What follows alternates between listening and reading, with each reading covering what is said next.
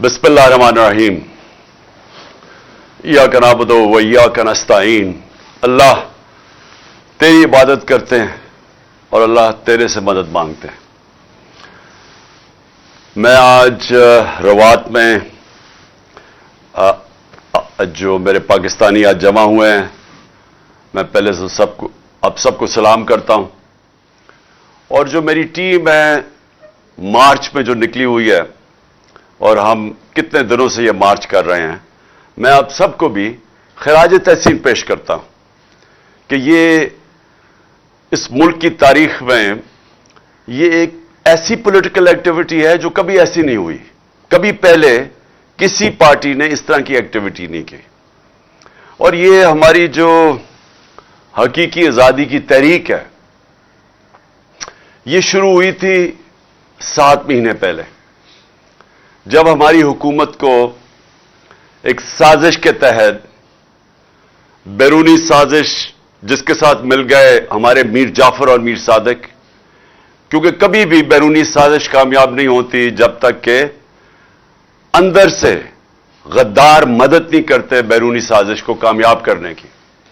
तो उन्होंने हमारी गवर्नमेंट गिराई और तब से मैं मैदान में हूं। तब से तहरीक इंसाफ सारे पाकिस्तान के अंदर अपना मौकफ अवाम की तरफ लेके जा रही है और अवाम को जगा रही है, शऊर दे रही है। और मैं जितना भी अल्लाह का शुक्र अदा करूं वो कम है। जो मैंने इन 7 महीने में देखा, मैंने अपनी 26 साल की सियासत में ये नहीं देखा। और जो मैंने अपने लोगों को बदलते देखा, जो मैंने अपने नौजवानों को खास तौर पे, और नौजवानों वो जो कि बच्चे भी थे, 12 साल 10 साल के बच्चे, मैंने इन सबको इसमें शिरकत करते देखा। मैं जब निकला लाहौर से तो सारा रास्ता मैंने ख्वातीन को देखा, पर्दादार ख्वातीन को मार्च के साथ साथ चल रही हैं, बच्चे लेके अपने छतों के ऊपर मैंने रास्ते में देखा, छतों के ऊपर ख्वातीन खड़ी हैं, दुआएं कर रही हैं। तो कभी ऐसे मैंने सीन अपनी जिंदगी में पाकिस्तान में नहीं देखे। तो मैं इसलिए अल्लाह का शुक्र अदा करना चाहता हूं कि सिर्फ एक जागी हुई कौम, एक बाशऊर कौम अपनी आजादी के लिए जदोजहद करती है। गुलाम कभी भी आजाद होने की कोशिश नहीं करते, गुलाम ही रहते हैं। और लेकिन जब एक इंसान को समझ आ जाती है कि आजादी क्या है, तो तब फिर वो खड़ा होता है अपनी आजादी के लिए। तो हमारी ये जो तहरीक शुरू हुई 7 महीने पहले, सारे पाकिस्तान में हमने जलसे किए और फिर लोगों ने कुर्बानियां दी इसमें। 25 में, ये मैं कभी भूलूंगा नहीं, 25 में जो हमारे साथ जुल्म किया गया, यही जो फैशिस्ट, जो जराइम पेशा लोग जो हमारे ऊपर मुसल्लत किए, जब हमें हटा के तो जो लोगों का हमारे ऊपर मुसल्लत किया गया, ये पाकिस्तान को 30 साल से मुख्तलिफ किस्म के तौर तरीकों से ये जुर्म कर रहे थे। मनी लॉन्ड्रिंग, मुल्क का पैसा लूट के बाहर ले जाना, लोगों को मरवाना, मॉडल टाउन के अंदर दिन दिहाड़े पुरअमन एहतजाज करने वालों को कत्ल करना, गोलियां मारना पुलिस के जरिए, पुलिस मुकाबले में लोगों को मारना। ये शहबाज शरीफ के ऊपर एमनेस्टी इंटरनेशनल या ह्यूमन राइट्स वॉच में 97 से 99 तक इसके ऊपर रिपोर्ट है कि इसने कई 100 लोग पुलिस मुकाबले में मरवाए। वो जो आबिद बॉक्सर है, उसने टीवी के ऊपर आके बताया, वो जो पुलिस वाला था, कहता मेरे जरिए इसने लोगों को मरवाया।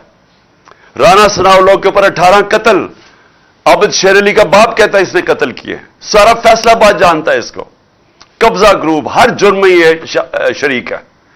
इन्होंने मिलकर 25 मई को हमारे ऊपर जो किया, घरों में गए, कारकुनों के घरों में गए, उनकी औरतों के सामने, यानी आदमियों को पकड़ पकड़ के लेके गए, बच्चों को लेके गए, थानों में रात को लेके गए। कोई हर इस मुल्क के जो हकूक, इंसानी हकूक की खिलाफ वर्जी करते हुए वारंट के बगैर घुसे लोगों के घरों में।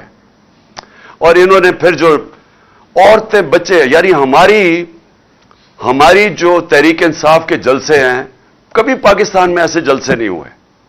ہماری جو پروٹیسٹ ہے، جو احتجاج ہے، ان کے پر فیملیز آتی ہیں، عورتیں بچے آتے ہیں، اوپر سے لے کے نیچے تک، انگلش میڈیم سے، اردو میڈیم سے، دینی مدرسے، سارے لوگ شرکت کرتے ہیں.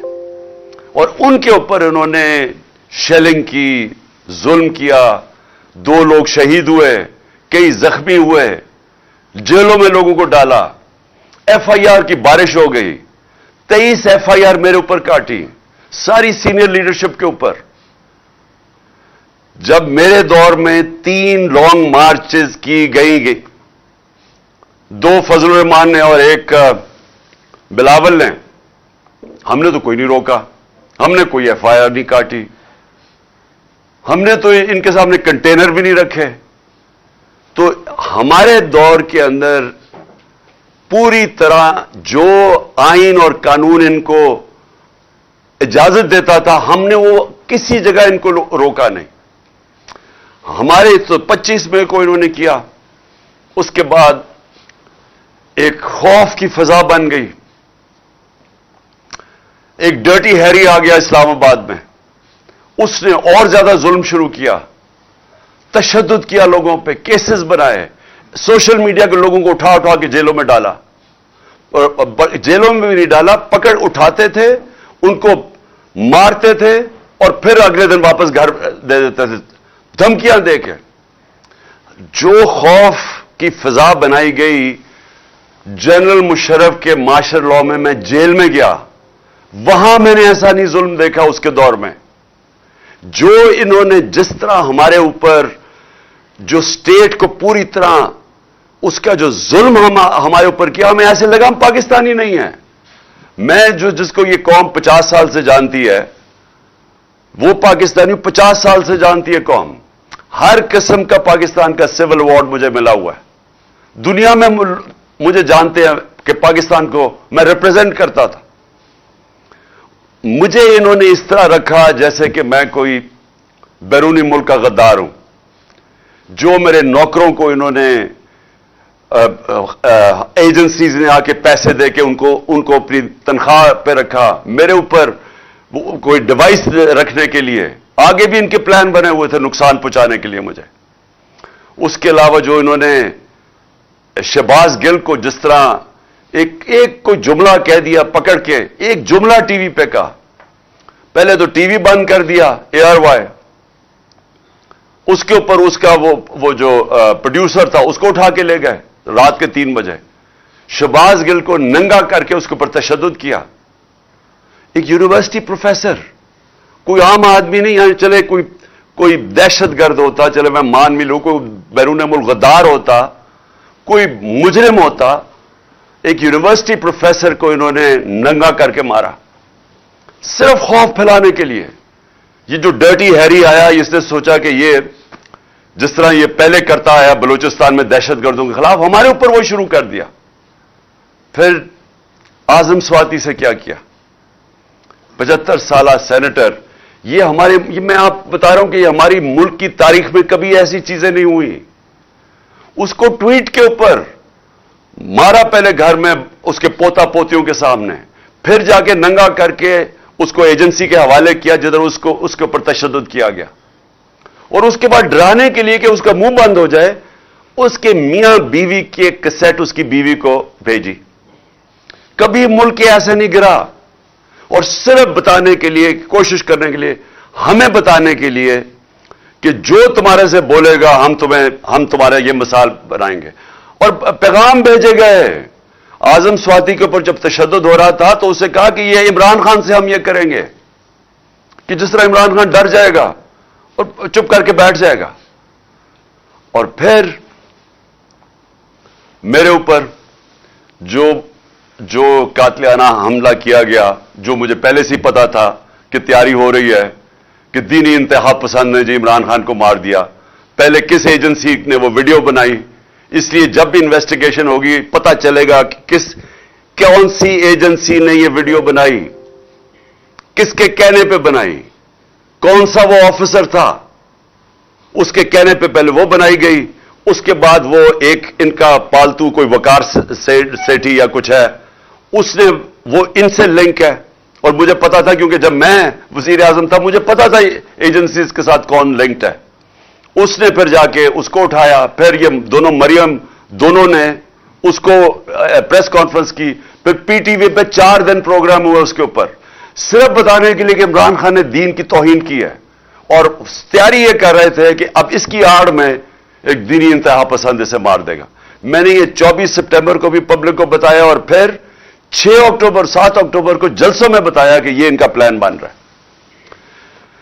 इस इंतहा पे कि कोई इस मुल्क के अंदर, जो मैं छोड़ें कि मैं इमरान खान हूं, कोई भी दुनिया का मुल्क हो, उसके अगर एक मुल्क में जो सबसे बड़ी जमात है, जो एक फेडरल पार्टी है, क्योंकि पॉलिटिकल पार्टीज मुल्क को इकट्ठा रखती हैं, मुल्क की फौज नहीं इकट्ठा रख सकती, नहीं तो इस पाकिस्तान ने लहदा नहीं होना था। पॉलिटिकल पार्टीज मुल्क को इकट्ठा रखती हैं, और जो पार्टी सारे मुल्क में वाहिद पॉलिटिकल फेडरल पार्टी है, उसको खत्म करने की कोशिश की गई, हर कोशिश की गई उसे खत्म करने की। और ये कौन कर रहा था, क्या इसका मकसद था, इसके ऊपर मैं एंड में आऊंगा। लेकिन ये सारी चीजें हमने बर्दाश्त की, उसके बावजूद हमने ये मार्च की। और हमने मार्च इसलिए की, पॉलिटिक्स के लिए नहीं की, ये सियासत के लिए नहीं हो रहा। मुझे 6 महीने में हर जगह पे, कई जगह के ऊपर मुझे लेटर आता था कि आप अगर इस जलसे में जाएंगे तो आपकी जान खतरे में है। कई जगह चीफ सेक्रेटरी लेटर भेजता था कि जी आपकी जान, मुल्तान का जलसा ना करें, आपकी जान खतरे में है। कई जगह है। इसका मुझे खुद पता था कि ये प्लान बना रहे हैं मुझे मारने का, उसके बावजूद मैं निकला। और आज इंशाल्लाह मैं अभी आपको डेट दूंगा एंड में कि मैं आ रहा हूं पिंडी। मुझे पता है कि अभी मेरी जान खतरे में है, सबको पता है, क्योंकि ये लोग जिन्होंने अभी कोशिश की है, ये अभी भी वहीं बैठे हैं, तो मुझे पता है जान खतरे में है। लेकिन मैं क्यों उसके बावजूद निकलूंगा? सियासत के लिए नहीं। मुझे सियासत क्या दे सकती है जिसको अल्लाह सब कुछ दे चुका है? मैं एक हकीकी आजादी की जंग लड़ रहा हूं। मैं समझता हूं कि मौत गुलामी से ज्यादा बेहतर है। एक गुलाम की जिंदगी से बेहतर मर जाना है। और खास तौर पे इन चोरों की गुलामी, ये जो 30 साल से चोरों का टोला मुल्क को लूट रहा था, अब इकट्ठा बैठ गया है, जो पहले एक दूसरे के खिलाफ लड़ता था, इनकी गुलामी से, या इनके बच्चों की गुलामी जो ये तैयार कर रहे हैं अपने बच्चे, उससे बेहतर है मर जाओ। मैं इसलिए निकल रहा हूं, और मैं अपनी सारी कौम को भी कह रहा हूं कि देखें, आपने फैसला करना है कि क्या हमने इसी तरह चलना है, क्या इन चोरों के बाद जो अपने बच्चे तैयार कर रहे हैं, और बच्चों ने जिंदगी में 1 घंटा काम नहीं किया, उनका सिर्फ काम, उनको सिर्फ एक चीज आती है, मनी लॉन्ड्रिंग। वो छोटे छोटी उम्रों में वो अरबोपति बन गए थे, क्योंकि मां बाप ने उनके नाम पे या चोरी करके पैसा इनके नाम पे चीजें ली हुई हैं। ये जो 4 लंदन में महंगे अरबों रुपए के मेफेयर के जो अपार्टमेंट्स हैं, ये मरियम के नाम पे तब थी जब ये कोई 20-21 साल की थी। और ये जो उसका बेटा है हसन शरीफ, 10 अरब रुपए का घर बेचा है इसने लंदन के अंदर। किधर से पैसा आया? तो ये सारे बच्चे शुरू में ही, ये जो तैयार कर रहे हैं बच्चे, इनकी ये खासियत है कि ये मनी लॉन्ड्रर्स है सारे। वो बिलावल, अब बिलावल, मैं आपको ये बताऊं कि सियासत में तो इसका कोई मुस्तकबिल ही नजर आ रहा। उर्दू अभी तक सही तरह बोला नहीं है, यानी हर दफा उर्दू बोलता है तो और लोगों को समझ नहीं आती क्या कह रहा है। लेकिन इसका मैं आज आपको पेशन गोई करता हूं, इसकी जिंदगी का ज्यादा हिस्सा किस पे लगेगा कि इसके बाप ने चोरी करके पैसा दुनिया में किधर किधर रखा हुआ है। ये अब ढूंढता फिरेगा कि उसके बाप ने चोरी का पैसा किधर किधर रखा हुआ है। तो इनके नीचे अगर ये कोई समझता है कि ये एक अजीम कौम इनकी गुलामी करेगी, ये कौम कभी ये तस्लीम नहीं करेगी इनको। इसलिए ये मार्च है, और ये जो हकीकी आजादी की मार्च है, ये अभी खत्म नहीं होगी। मैं आखिर में बताता हूं कि हमने किस दिन क्या करना है, लेकिन मैं ये आपको बता दूं कि ये मार्च, ये जब तक हम इस मुल्क को हकीकी तौर पे आजाद नहीं करते, ہم نہیں روکیں گے آپ. تو حقیقی آزادی کی میں ساری قوم کو یاد کرا دوں, 2 اس کے ستون ہیں جس کے اوپر حقیقی طور پہ قوم آزاد ہوتی ہے. سب سے پہلا, قوم کے فیصلے قوم میں ہوں, کسی اور قوم کی غلامی نہ کرے. ہم کسی سپر پاور کی غلامی نہ کریں. لا الہ الا اللہ اس نعرے کے اوپر بنا تھا پاکستان. لا الہ الا اللہ ایک دعویٰ ہے کہ میں آزاد ہوں, میں صرف ایک اللہ کے سامنے جھکتا ہوں, باقی میں آزاد ہوں. ایک خودداری کا یہ دعویٰ ہے, ایک قومی غیرت کا دعویٰ ہے. یہ نہیں ہوتا کہ وہاں جا کے دنیا کے باہر چکر مارو اور ہاتھ پھیلا کے کہو کہ میں مانگنے تو نہیں آیا, میں مجبور ہوں. اس لیے تو یہ نہیں ملک بنا تھا. اس لیے تو قائد اعظم جب ان کو پتا بھی تھا کہ انہوں نے زندہ نہیں رہنا زیادہ دیر, پتہ نہیں چلنے دیا اپنی بیماری کا کہ کہیں پاکستان کوئی رکاوٹ نہ آ جائے پاکستان نہ بننے میں. یہ وہ قربانی تھی. ہم بڑے ہو رہے تھے زمان پاک میں, تو وہاں اتنے لاکھوں لوگ ہندوستان سے جو آئے تھے, شاید ہی کوئی تھا جن کے گھر میں قتل عام نہ ہوئی ہو. تو یہ تو قربانیوں کے نام پہ بنا تھا. اس لیے نہیں بنا تھا کہ ہم انگریز سے آزاد ہو کے تو اب ہم کسی اور سپر پاور کی غلامی کریں. لہذا ایک ہم ملک چاہتے ہیں جو سوورن ہو, قوم کے فیصلے قوم میں ہو. اور مجھے افسوس سے مثال دینی پڑتی ہے ہندوستان کی, ساتھ ہی ہمارے وہ آزاد ہوا تھا. صرف اس ملک کے فیصلے دیکھ لو, فورن پالیسی دیکھ لو, آزاد فورن پالیسی. ملک کھڑا ہو گیا ہندوستان کہ نہیں جی ہم روس سے تیل لیں گے, ہم تمہارے ساتھ الائنس ہے امریکہ کے ساتھ کوڈ کے اندر, لیکن ہم فیصلے کریں گے تیل روس سے اس لیے لیں گے کہ ہمارے لوگوں کو سستے تیل کی ضرورت ہے. ہم اپنے لوگوں کے اوپر مہنگائی کا بوجھ نہیں ڈال سکتے. کھڑے ہو گئے, امریکہ ناراض ہوا, لیکن آخر امریکہ کو ماننا پڑا. ہم نے بھی وہی کیا تھا. لیکن یہ جو غلام اوپر بٹھائے گئے ہیں, جو سازش کے تحت آئے ہیں, 7 مہینے ہو گئے, ان کو شرم نہیں آئی کہ ملک مہنگائی میں یعنی لوگ ڈوب گئے ہیں, لیکن انہوں نے روس سے تیل نہیں لیا کیونکہ جو ان کا جو آقا ہے وہ ناراض نہ ہو جائے. ہم چاہتے ہیں کہ پاکستان اگر کبھی بھی ہم کوئی بھی جو فیصلے کریں اس کی نمبر 1 چیز ہونی چاہیے کہ کیا میری قوم کا اس میں فائدہ ہے یا نہیں ہے. ہماری قوم کا فائدہ نہیں تھا جب ہم نے امریکہ کی جنگ میں شرکت کی اور 80,000 اپنے لوگ مروا لیے. یہ ہماری قوم کے مفاد میں نہیں تھا. لیکن اوپر جو سربراہ بیٹھا تھا وہ پریشر ہی نہیں لے سکا, گھٹنے ٹیک دیے. اور یہ جو زرداری اور نواز شریف آئے, یہ اور زیادہ ان کے سامنے لیٹ گئے. 400 ڈرون اٹیک ہوئے ان کے دور میں, 400 ڈرون اٹیک. کبھی دنیا کی تاریخ میں مجھے ایک مثال بتا دیں کہ آپ جنگ کسی کی لڑ رہے ہیں اور وہ آپ کے اوپر بمباری کر رہا ہو. ایک دنیا میں مثال نہیں ہے. کیونکہ یہ کوئی ملک کی آزادی کے لیے ان کا کوئی انٹرسٹ نہیں ہے. یہ 2 خاندان کا انٹرسٹ یہ ہے کہ پیسے کیسے بنانے ہیں, ملک سے باہر کیسے لے کے جانے ہیں, اور پھر اس پیسے کو بچانا NRO کے ذریعے کیا ہے, اور پھر اپنے بچوں کو تیار کرنا ہے کہ وہ پھر آگے چلتے جائیں. اس سے آگے ان کا انٹرسٹ نہیں ہے.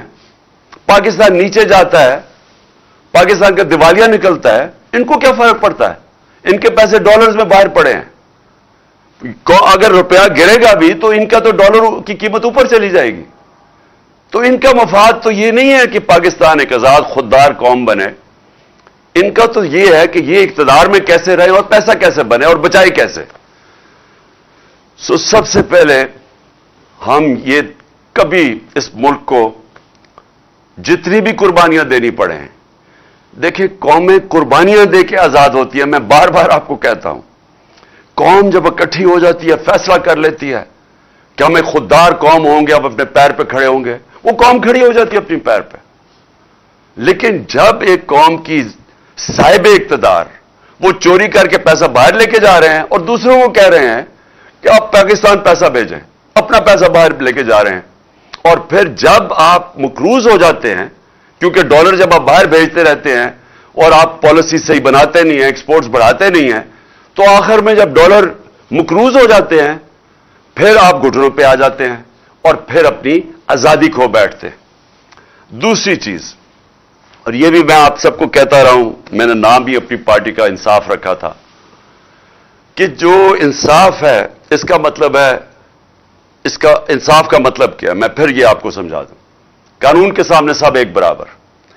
انصاف انسانوں کو آزاد کرتا ہے, کیونکہ اگر انصاف نہیں ہوتا معاشرے میں تو جو کمزور ہوتا ہے وہ طاقتور کا غلام ہوتا ہے. جو جنگل کا قانون ہے, جنگل کے قانون کے اندر انصاف نہیں ہوتا, طاقت کی حکمرانی ہوتی ہے. جو طاقتور ہے وہ کمزور کے اوپر ہر قسم کا ظلم کرتا ہے, وہ کمزور کو کوئی بچانے کے لیے نہیں آتا. تو جب انسانی معاشروں کے اندر انصاف نہیں ہوتا وہ جنگل کا قانون بن جاتا ہے. اس کا ایک نام دیا ہوا دنیا نے, بنانا ریپبلک. وہ بنانا ریپبلک بن جاتا ہے جدھر انصاف نہیں ہوتا, جدھر رول آف لا نہیں ہوتا.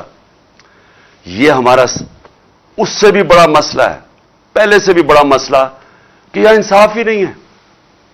ہمیں مثالیں اب بار بار ہر روز دیتا ہوں کہ اعظم سواتی کو اگر انصاف نہیں مل سکتا, پاکستان کے سینیٹر کو, ایک آدمی جو اپنی ساری کمائی باہر کرتا ہے اور پاکستان کمائی لے کے آتا ہے, اس کو انصاف نہیں مل سکتا, اس سے ظلم کی انتہا ہوتی ہے.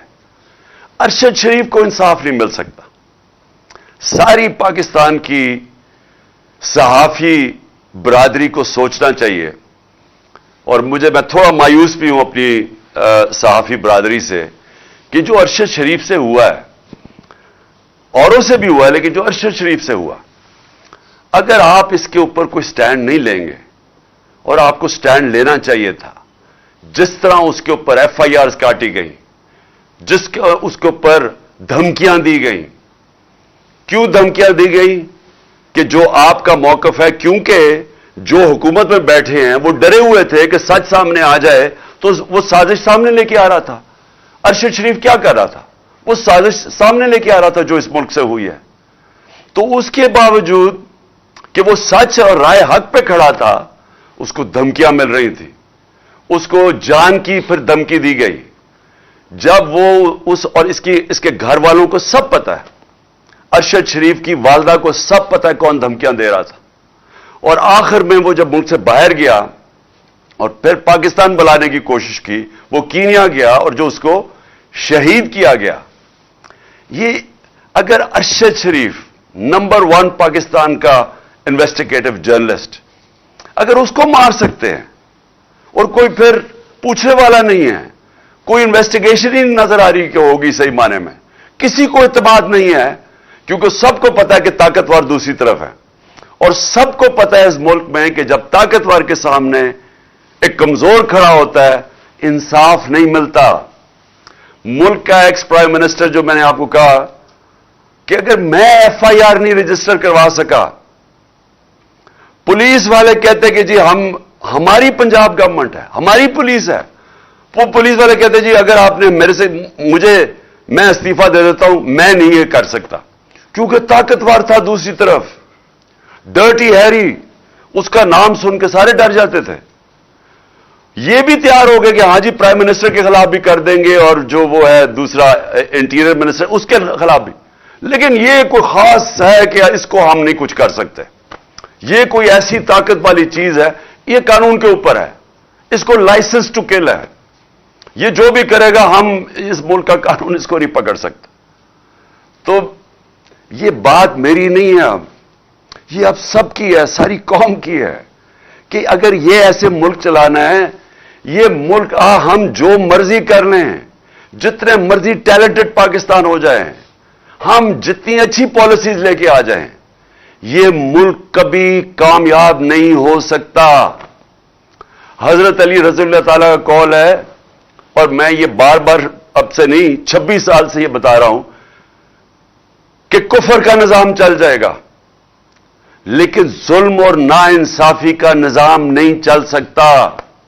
اور اگر آپ نے دیکھنا نہیں چلتے ہوئے تو ساری ڈیولپنگ ورلڈ غریب ملک دیکھ لیں, جن کو ڈیولپنگ ورلڈ کہتے ہیں وہ سارے غریب ملک ہیں. ایک غریب ملک آپ जाके देख लें, सब यही हाल है। उधर भी ऐसे लोग बैठे हुए हैं, शरीफ और जरदारी खानदान चोरी करते हैं, पैसा बाहर भेजते हैं, उनका इंसाफ का निजाम नहीं उनको पकड़ सकता। उधर भी डर्टी हैरी जैसे लोग बैठे हुए हैं जो कि इतने तकड़े हैं, सब डरते हैं उनसे। उनको वो जो मर्जी करें कर सकते हैं, कानून के ऊपर है वो। और दूसरी तरफ सारे अमीर मुल्कों में चले जाएं, दुनिया के सारे पैसे वाले मुल्कों पे चले जाए जिधर खुशहाली है, जिधर हमारे पाकिस्तानी इतनी कोशिश करते हैं यहां से वीजा लेके बाहर जाने के लिए। हमारे नौजवान तरसते हैं कि हम किसी तरह बाहर चले जाएं। क्यों करते हैं? क्योंकि वहां खुशहाली है। तो खुशहाली की बुनियाद किस पर रखी गई है? इंसाफ के ऊपर। वहां सबसे बड़ी चीज इंसाफ है। मैं जब बरतानिया में गया तो वहां आपको कोई कब्जा ग्रुप नहीं नजर आता। किसी की जमीनों पर कब्जे किसी की जरूरत नहीं है करने की, क्योंकि अदालतें इंसाफ करती हैं। वहां आपको अगर कोई ताकतवर ये समझता है कि वो कानून तोड़ेगा और वो बच जाएगा, बरतानिया का प्राइम मिनिस्टर भारी अक्सरियत से जीतने वाला बोरिस जॉनसन एक कानून छोटा सा तोड़ता है। यहां खबर भी नहीं बनी थी पाकिस्तान में कि वो एक लोगों ऑफिस के लोग जमा हो जाते हैं जब वो कोरोना के दौर में सोशल डिस्टेंसिंग थी, उस चीज के ऊपर वो रिजाइन कर देता है क्योंकि उसने कानून तोड़ा है जो लोगों के लिए बनाया हुआ था। वहां इंसाफ का निजाम ऐसा है कि हर जो कमजोर से कमजोर आदमी भी है उससे पता है कि मुझे तहफ़्फ़ुज़ मिलेगा, क्योंकि जो उनकी अदालतें हैं, जो उनका इंसाफ का निजाम है, वो उनके हकूक की हिफाजत करता है। मैंने आपको अपनी मिसालों को दी, मैं आपको एक और मिसाल देता हूं। मेरे ऊपर ये जियो ने ये जो घड़ी की सारी कहानी और पीछे इसके सारे नून लीग और डर्टी हैरी भी था, इन्होंने कहानी बनाई मेरे ऊपर कि जी मैंने वो घड़ी का जो किया। अब अगर मुझे पाकिस्तान की, मैंने केस तो यहां भी करूंगा, लेकिन पाकिस्तान की अदालतों में मुझे अफसोस से कहना पड़ता है कि मुझे यहां इंसाफ नहीं मिलेगा। इसलिए मैं अमेरिका जा रहा हूं, इसके ऊपर केस कर रहा हूं, मैं बरतानिया इसके ऊपर केस कर रहा हूं, ये जियो और शकील रहमान इसका ये जो ग्रुप है, और मैं दुबई में केस कर रहा हूं। और मैं आज आपको कहता हूं कि मैं क्यों वहां कर रहा हूं, क्योंकि मुझे पता है मुझे इंसाफ मिलेगा वहां। मुझे पता है कि इसने जो मेरे ऊपर मेरी इज्जत की तौहीन की है, मुझे पता है कि वहां उनकी अदालतों में, क्योंकि मेरा केस लड़ा हुआ हूं वहां, बहुत बड़ा केस हुआ था मेरा और इयन बोथम का बरतानिया की अदालत में। वो मेन हेडलाइंस केस था, 3 हफ्ते वो केस चला था। मुझे पता है वहां अदालतें कैसे चलती, और वो भी यही था, हरजाना का केस था। तो मुझे तो पता है वो कैसे चलता है, और मुझे पता है कि जो अब इन्होंने जो किया है, इसके ऊपर जो हरजाना होगा, इसके ऊपर जो डैमेजेस होंगे, मैं इसलिए चाहता हूं कि पाकिस्तानी कौम देखेगी क्या होगा। और मैं इसलिए चाहता हूं कि हमें भी यहां देखना चाहिए, हमारी अदालतों को भी, कि हम क्यों ये नहीं कर सकते, क्यों नहीं लोगों की इज्जत की हिफाजत कर सकते, क्यों एक मुल्क के एक्स प्राइम मिनिस्टर के ऊपर इस तरह गंद उछाला जाए, किसी के ऊपर भी, किसी इंसान पे भी। लेकिन यहां तो कोई भी पूछने वाला नहीं है। और ये है, इसको मैं कहता हूं क्यों वो खुशहाल है मुल्क, क्योंकि आप और तो छोड़े ना दुनिया में सरमायाकार, जो आपके जो पाकिस्तान की बिजनेस आज मगरब में हैं, जो यूरोप में हैं, जो अमेरिका में हैं, जो दुबई में हैं, आप उनसे पूछे ना पाकिस्तान आगे क्यों नहीं सरमायाकारी करते। हमारा 1 करोड़ है पाकिस्तानी बाहर बैठा हुआ। अगर 5 लाख पाकिस्तानी बाहर बैठे हुए फैसला कर लें कि हमने पाकिस्तान में आके सरमायाकारी करनी है, आप ये यकीन से मैं आपको कहता हूं कि यहां इतना डॉलर आ सकता है पाकिस्तान में कि हमें किसी के सामने हाथ फैलाने की जरूरत नहीं है। हमारे अपने ओवरसीज पाकिस्तानी अगर यहां पाकिस्तान में सरमायाकारी करनी शुरू कर दें, हमें कोई मसला ना हो कि हम भागे फिर रहे हैं, कभी यहां पैसे मांग रहे हैं या हमारे रुपया गिर रहा है। लेकिन वो आते क्यों नहीं है? उनसे पूछें कि क्यों नहीं वो पाकिस्तान में आके सरमायाकारी करते। सबसे बड़ा मसला यह होगा, एक अंग्रेजी का लफ्ज है कॉन्ट्रैक्ट एनफोर्समेंट। ان کو یہ خوف ہوتا ہے کہ اگر ان سے یہاں کوئی فراڈ ہوگا تو یہاں ان کو کوئی تحفظ نہیں ملے گا. یہاں اگر وہ پلاٹ بھی خریدتے ہیں تو ان کے اوپر بھی قبضے ہو جاتے ہیں. میں جب باہر جاتا تھا پیسے اکٹھے کرنے کے لیے بیرون ملک پاکستانیوں سے، شوکت خانم کے لیے، نمل کے لیے، تحریک انصاف کے لیے، تو میرا جب ان سے میں ملتا تھا، اور اب سے نہیں 30 سالوں سے بات کر رہا ہوں، ہمیشہ وہ یہ کہتے تھے کہ ہمارے پلاٹوں کے اوپر قبضے ہو جاتے ہیں اور وہ کیس پھنس جاتا ہے جا کے عدالت میں، اور پھر وہ آخر میں ہمیں وہ قبضہ گروپ آگے کہتا ہے اچھا جی جو پلاٹ کی قیمت تھی 1000 روپے، وہ کہتے ہیں جی 100 روپے لو اور جان چھوڑو. یہ اتنے پاکستانیوں سے ہوا ہے. تو جب پلاٹ ہی نہیں وہ خرید سکتے اس ملک میں اور ان کو خوف ہے کہ اس کے اوپر بھی قبضہ ہو جائے گا تو سرمایہ کاری کون کرے گا؟ تو ہمارے ملک کا جو مستقبل ہے وہ جدھر یہ لے آئے ہیں پاکستان کو، جو ہمیں کھڑا کر دیا، دیوالیہ نکال دیا ہمارا ان 7 مہینے میں، اب جو آگے ہم نے ملک کو جب اٹھانا ہوگا تو اس کے لیے ہمیں اپنے ملک میں قانون کی بالادستی قائم کرنی ہوگی. یہ جو بڑے بڑے ڈاکو جو ہر باری چوری کر کے اور این آر او لے لیتے ہیں، یہ کسی مہذب معاشرے میں اس کا تصور نہیں ہے کہ انہوں نے قانون پاس کیا اسمبلی سے، اور سارے جن کے اوپر کیسز تھے نیب میں، وہ باقاعدہ شکے ہیں جس میں بڑے بڑے ڈاکو بچ رہے ہیں. اس میں زرداری کسی میں بچ رہا ہے، مریم کسی میں بچ گئی ہے، جو اور ان کے لوگ پھنسے ہوئے سب بچ رہے ہیں. 1100 ارب روپیہ جو اس قوم کو آنا تھا وہ سارا انہوں نے ہضم کر لیا ہے قانون بدل کے، اپنے آپ کو فائدہ، اپنے آپ کو این آر او دے کے. تو جب طاقتور چوری کر کے بھی نہیں پکڑا جائے، کمزور کو تحفظ نہ ملے، وہ قوم آزاد نہیں ہوتی، وہ اپنی آزادی کھو بیٹھتی ہے. جس طرح حضرت علی کا قول ہے کہ وہ نظام نہیں چل سکتا، اور یہ ہمارا نہیں ہے، یہ سارے غریب ملکوں کا یہ کہانی ہے. تو اس لیے یہ دوسری چیز ہے، یہ ہماری جدوجہد چلے گی طاقتور کو قانون کے نیچے لانے کے لیے، اور یہ چلتی رہے گی، یہ مارچ سے آگے چلتی جائے گی، یہ تو تحریک چلتی جائے گی جب انشاءاللہ جب تک حقیقی طور پہ اپنے ملک کو آزاد نہ کریں. اب میں 2-3 اور آخر میں باتیں کرتا ہوں. ڈیٹ، کیونکہ میں نے آپ کو ابھی ڈیٹ دینی ہے کہ ہم نے کس دن انشاءاللہ اسلام آباد سب نے پہنچنا ہے، پنڈی پہنچنا ہے کس دن، وہ میں آپ کو بھی ڈیٹ دینے لگا ہوں. لیکن میں آج 7 مہینے ہو گئے ہیں ہماری گورنمنٹ کو ہٹائے، تو میں آج اپنی جو طاقتور ہماری جو اسٹیبلشمنٹ ہے، جن کے پاس طاقت ہے، جو اس ملک کو کسی طرف بھی لے جا سکتے ہیں، پازیٹو بھی لے جا سکتے ہیں، نیگیٹو بھی لے جا سکتے ہیں، تو میں ان سے آج ایک سوال پوچھتا ہوں. میرا یہ سوال ہے، اور کیونکہ مجھے اس کا کوئی جواب آیا نہیں ابھی تک، کہ یہ لوگ جو 2 خاندان تھے، جنرل مشرف نے ان کو ہٹایا جب 99 میں، تو 2 دفعہ یہ کرپشن میں 90 کی دہائی میں نکل چکے تھے، اور کیسز کرپشن کے انہوں نے ایک دوسرے کے اوپر بنائے تھے. نون لیگ کہتی تھی پیپلز پارٹی کرپٹ ہے، نواز شریف کرپٹ ہے، وہ کہتی تھی زرداری کرپٹ ہے. زرداری کو جیل میں نواز شریف نے ڈالا، اور پھر ان دونوں کو مشرف نے ہٹا دیا، اور لوگوں نے مٹھائیاں بانٹی اور کرپشن پہ ہٹایا. اس کے بعد انہی کو جنرل مشرف نے این آر او دے دیا، اور اس کے بعد انہوں نے 10 سال جو ملک سے کیا ہے 4 گنا زیادہ قرضہ بڑھا دیا. لوگوں نے ان کے غصے میں مجھے ووٹ دی 2018 میں.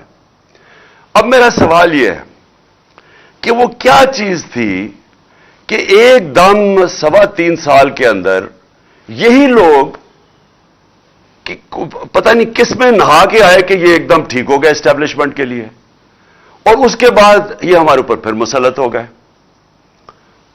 چلے مانتے ہوں کہ اسٹیبلشمنٹ نے کوئی اس کے اوپر سازش نہیں کی، لیکن روک تو سکتے تھی نا، جانتے تو تھے ان کا ماضی. کیا ان کا ماضی نہیں پتا تھا؟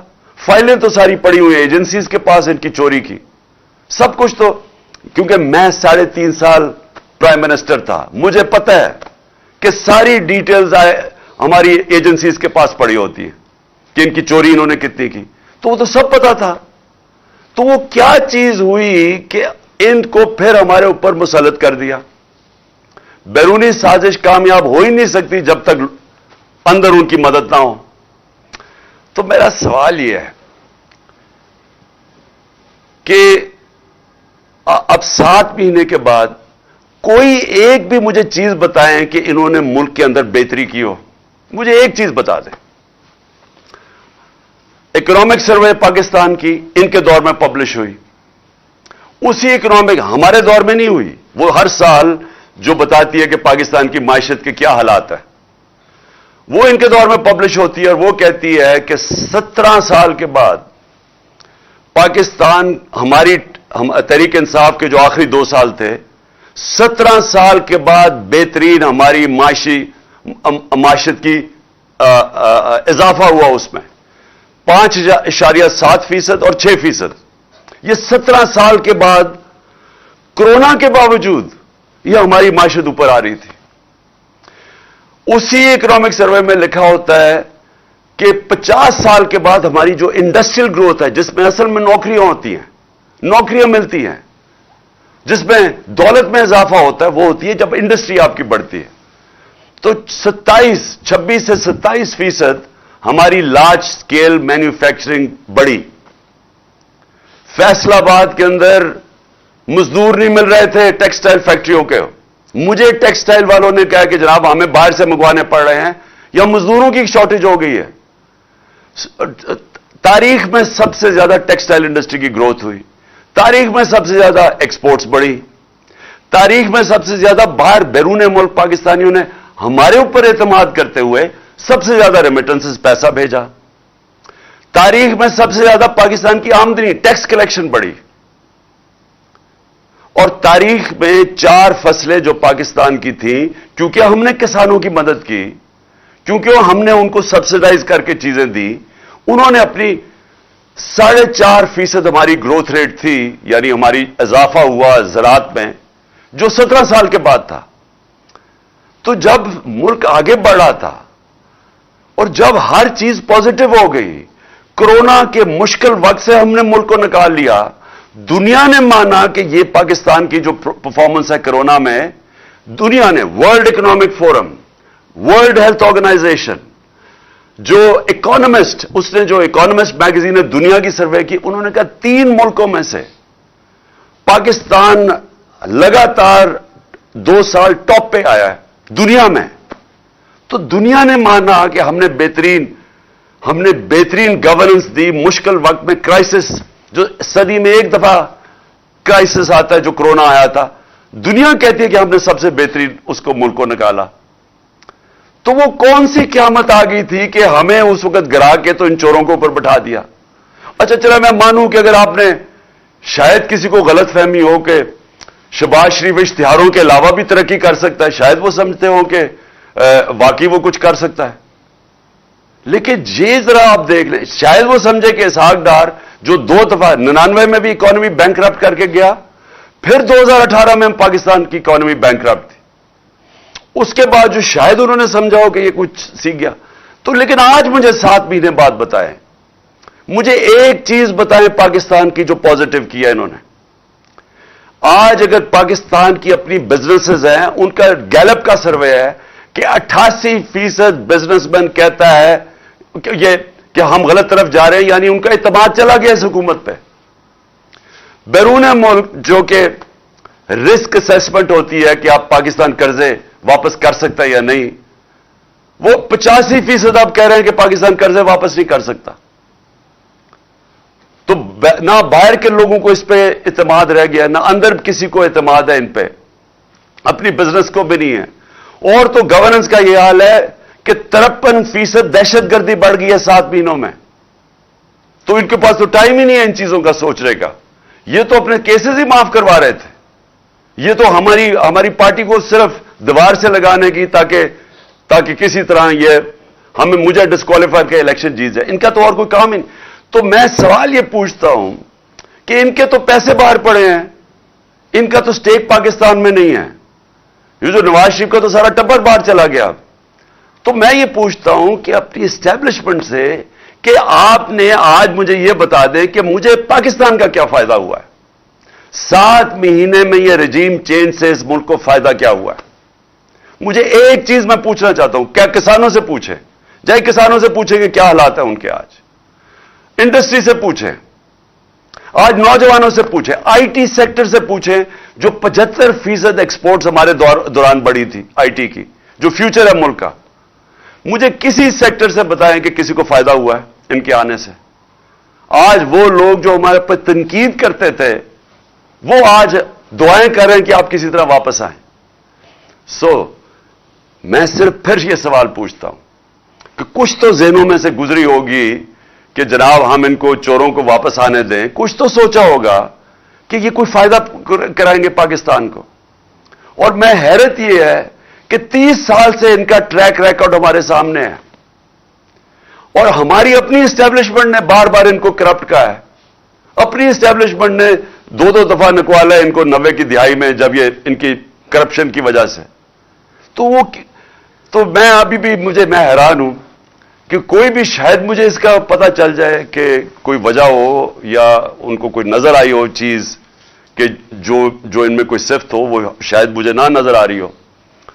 लेकिन मैं आखिर में आज अपने सारे पाकिस्तानियों से मुखातिब हूं। देखें, ये जो वक्त है इसके अंदर आप सारी कौम को मैं कह रहा हूं, आप न्यूट्रल नहीं हो सकते। आप अगर आज न्यूट्रल हो गए, आपके बच्चे पछताएंगे, आपकी आने वाली नस्लें पछताएंगी कि जब आपको अमर बिल मारूफ पे चलना चाहिए था, जब आपको नाइंसाफी के खिलाफ जिहाद करनी चाहिए थी, और आप घरों में बैठ गए। इमरान खान को मैं आपको फिर से कहता हूं, मुझे कोई जरूरत नहीं है कि अपनी जान खतरे में डाल के बाहर निकलूं। जब मुझे पता था उसके बावजूद, और जब मुझे आगे भी पता है, लेकिन मैं बचपन से मेरे ज़हन में यह था कि मैं कभी गुलामी से बेहतर मर जाना है। यह गुलामी है ये जो हो रहा है। मैं अपना FIR नहीं रजिस्टर करवा सका एक्स प्राइम मिनिस्टर। मुझे पता है किसने यह सारी साजिश की थी, मुझे वो तीनों का पता है, इन्होंने मिलकर की थी, लेकिन मैं नहीं कर सका। तो सोच लें कि आप में से कि आप आवाम में आपके पास क्या हकूक है। आपके पास आपसे अगर ताकतवर जुल्म करता है, आप क्या कर सकते हैं? इंसान और भेड़ बकरियों में फर्क है। इंसानों के हकूक होते हैं। भेड़ बकरियों को डंडे मार के जिधर मर्जी आज कह दें कि ये चोर हैं, तो कल कह दें कि ये पाक हो गए, तो वो उधर ही चलेंगे। इंसानों के हकूक है। इंसान जब तक अपने हकूक और आजादी, जब तक उसके लिए राय हक के लिए नहीं खड़ा होता, इंसानी माशरा जानवरी माशरा बन जाता है। जानवरों का माशरे में जंगल का कानून आ जाता है, जो इस वक्त मुझे अफसोस से कहना पड़ता है पाकिस्तान में है। हमारी कोशिशें हो रही हैं, देखें वो सेनेटर्स निकले हुए हैं, वकील निकले हुए हैं कि सारी दुनिया के सामने आजम स्वाति से हुआ, लेकिन वो बेबस है। उसकी वालदा अरशद शरीफ शहीद की, वो उन्होंने कमीशन बना दिया। वालदा कहती मुझे इत्मीद ही नहीं है। तो जिन्होंने जो चाहते हैं इंसाफ, अगर उनको कमीशन पे इत्मीद नहीं है तो कैसे इंसाफ मिलेगा? और मेरे ऊपर जो FIR हुई, जो FIR पुलिस ने दी है, वो FIR क्या, वो मजाक है? वो एक आदमी के ऊपर उन्होंने FIR काट दी है। तो हमें तो सबको पता है कि दूसरी तरफ से सामने से गोलियां आई हैं, दो मारने वाले थे। तो उन्होंने तो वही केस बना दिया कि जनाब ये चाहते हैं, स्क्रिप्ट क्या थी कि जी दीनी इंतहा पसंद नहीं, अकेला था। अच्छा, वो भी इतना बेवकूफ है, जिन्होंने उसको पढ़ाया उस तोते को, वो भी इतने बेवकूफ थे। वो पहली चीज कहता है कि जी मैं अकेला था। कि लोगों, यानी अगर किसी को शक भी था ना कि साजिश हुई, तो उसने पूरी कर दी कि हाँ जी मैं अकेला था, कहीं वो शक ना पड़ जाए कि जो दूसरा जो सामने वाला था और असल वो ना, कहीं उसकी तलाश ना शुरू हो जाए। तो अगर हमें इंसाफ नहीं मिल सकता, मैं फिर से कहता हूं मेरी कौम, आपको यहां इंसाफ नहीं मिलने लगा, ये मुल्क आगे नहीं बढ़ने लगा। और ये जो मैं अब आपको डेट देने लगा हूं। मैं अपनी सारी पहले तो पार्टी को भी सारों को कहूं कि अभी से तैयारी शुरू कर दें। अगले हफ्ते 26 नवंबर को आपने सब ने इस्लामाबाद पहुंचना है। मैं इंशाअल्लाह آپ کو وہاں ملوں گا اسلام آباد میں. تو میں یہ چاہتا ہوں کیا ہوں، میں صرف اپنی پارٹی کو نہیں اب کہہ رہا، میں سارے پاکستانیوں کو کہہ رہا ہوں کہ دیکھیں، جو اگر آپ کا خیال ہے کہ تبدیلی آ جائے گی اور آپ گھر بیٹھے رہیں گے اور ایک دم تبدیلی آ جائے گی، ایسے نہیں ہوتا. اللہ کا فرمان ہے کہ میں کبھی، قرآن میں کہتا ہے، میں کبھی کسی قوم کی حالت نہیں بدلتا جب تک وہ قوم خود اپنی حالت بدلنے کی کوشش نہ کرے. اگر ہم سمجھتے ہیں کہ ہم بھیڑ بکریوں کی طرح رہیں اور ایک دم ہم آزاد ہو جائیں گے، ہم نہیں ہوں گے، وہ ویسے ہی رہیں گے. تو یہ وقت ہے، میں ساری قوم کو دعوت دے رہا ہوں کہ آپ نے آنا ہے پنڈی. آپ نے پنڈی آنا ہے 26 تاریخ کو، ہفتے کو. 1 اور 2 کے بیچ میں آپ نے پوری کوشش کرنی ہے پہنچنے کی. میں خود وہاں آپ سے انشاءاللہ خطاب کروں گا اور اگلا لائے عمل دوں گا. یہ تحریک رکنے نہیں لگی، میں آپ کو اگلا لائے عمل دوں گا. اور میں اپنے سارے جو طاقتور حلقے ہیں، میں آپ کو صرف ایک چیز کہنا چاہتا ہوں، جس سے مرضی آج پوچھ لیں، آپ کے پاس طاقت ہے، آپ کی ذمہ داری ہے، جس سے پوچھ لیں، بزنس مین سے پوچھ لیں، پروفیشنل سے پوچھ لیں، اکانومسٹ سے پوچھ لیں، کسی سے بھی پوچھ لیں. اگر کوئی آپ کو کہے کہ سوائے ایک حل کے، صاف اور شفاف الیکشن، اس کے علاوہ کوئی دوسرا حل نہیں ہے اب اس دلدل سے نکلنے کا جدھر انہوں نے 7 مہینے میں ہمیں لے کے جا رہے ہیں، اس کے علاوہ کوئی راستہ نہیں ہے. ان کے پاس کوئی پلان ہی نہیں ہے. کوئی پوچھے تو صحیح کہ آپ کا روڈ میپ کیا ہے؟ ملک جو تیزی سے نیچے جا رہا ہے، جو باہر کی دنیا اب سارا اعتماد کھو بیٹھی ہے، کون سا روڈ میپ ہے آپ کے پاس؟ ان کے پاس کوئی روڈ میپ نہیں ہے. 7 مہینے میں جو روڈ میپ نظر آیا وہ صرف اپنی چوری بچانے کا ہے. سو لہذا ساری قوم ادھر آئے گی اور ہم ڈیمانڈ کریں گے ایک چیز، صاف اور شفاف الیکشن. اور ہماری تحریک چلتی رہے گی حقیقی آزادی کی اس کے بعد بھی، جب تک ہم اس قوم کو ایک صحیح معنی میں ایک وہ قوم نہ بنا دیں جس میں ہر انسان کے حقوق ہوں، جدھر تھانہ، کچہری، پٹواری کی سیاست نہ ہو. کیونکہ وہ حقوق ان کو آزاد کر دیں لوگوں کو. کیوں نہیں برطانیہ کے اندر تھانہ کچہری ہوتی؟ کیوں کچہریوں میں ظلم وہاں نہیں ہوتا؟ کیوں پٹواری کو رشوت نہیں دینی پڑتی وہاں؟ کیونکہ وہاں حقوق ہیں انسانوں کے، وہ آزاد لوگ ہیں، وہ انصاف ہے. اس کے لیے میں چاہتا ہوں ساری قوم مل کے ہمارے ساتھ جدوجہد کرے. اور انشاءاللہ میں سب کو اگلے ہفتے پنڈی میں آپ سے میری ملاقات ہوگی. پاکستان زندہ باد.